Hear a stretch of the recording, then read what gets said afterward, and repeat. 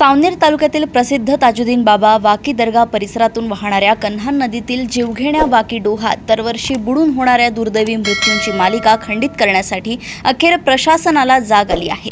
या डोहाच्या सुरक्षेसाठी तब्बल 46,40,000 रुपयांचा निधी मंजूर करण्यात आला असून पहिल्या टप्प्यातील 20 लाख रुपयांचा निधी प्रत्यक्ष वितरितही करण्यात आला आहे।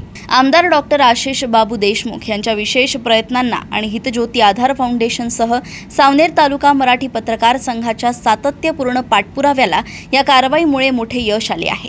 2 मे 2026 रोजी या संघटनांनी हा डोह बंद करण्यासाठी किंवा येथे तत्काळ सुरक्षेच्या उपाययोजना करण्याची लेखी मागणी प्रशासनाकडे केली होती। या निवेदनाची गंभीर दखल घेत आमदार डॉक्टर आशिष बाबू देशमुख यांनी तहसीलदार, उपविभागीय अधिकारी आणि पाटबंधारे विभागाच्या अधिकाऱ्यांना घटनास्थळाची पाहणी करून पंचनामा करण्याचे निर्देश दिले होते।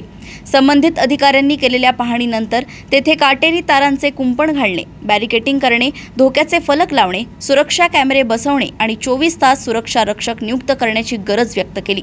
त्यानुसार पाटबंधारे प्रकल्प विभागाने 46,40,000 रुपयांचा सविस्तर आराखडा तयार करून जिल्हाधिकारी कार्यालयाकडे सादर केला होता, ज्याला जिल्हा वार्षिक योजना 2026 ते 27 अंतर्गत मंजुरी देण्यात आली।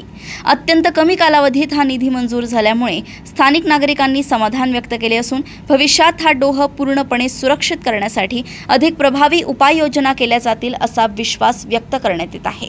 सावनेर येथून वैभव काकडे यांची रिपोर्ट।